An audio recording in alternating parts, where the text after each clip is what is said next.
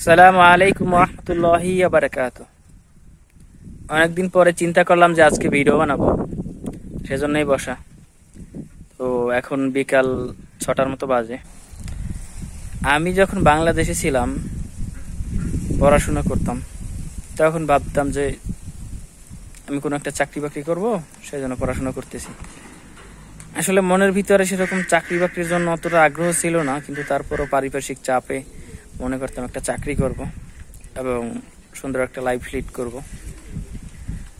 কিন্তু আসলে আমার স্বপ্নটা পূরণ হলো না। অনার্স ফাইনাল ইয়ারে এসে সৌদি আরবের একটা ভিসা পাই এবং বিদেশে চলে আসি। তো আমার বেতন দেবার কথা ছিল 1500 টাকা, অর্থাৎ 1500 রিয়াল।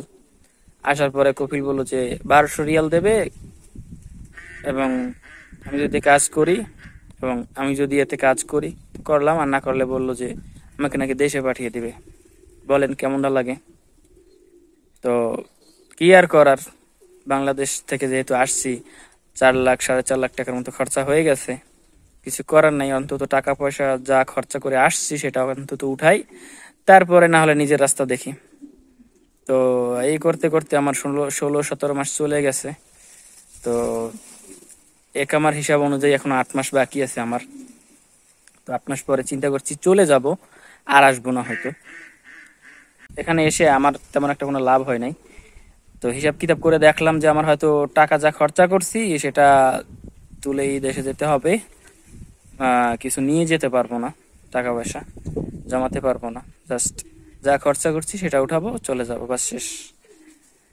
কিন্তু এখন দেখি আমার 5 মাসের বেতন বাকি ফেলাইছে, তাও দিতেছে না। বলতেছে যে দিব দিব দিব, দিচ্ছে না। তো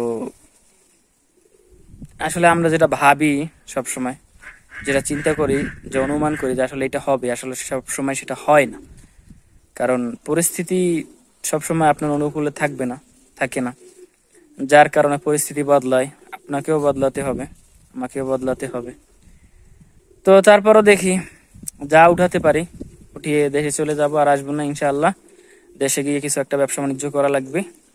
তো হয়তো মূলধনের অভাব আছে, সেজন্য ছোট কিছু একটা করতে হবে। এবং আশা করি ইনশাআল্লাহ দেশে যা করবো আল্লাহ বরকত দেবে এবং দেশেই হয়তো রিজিকের ব্যবস্থা থাকবে ইনশাআল্লাহ।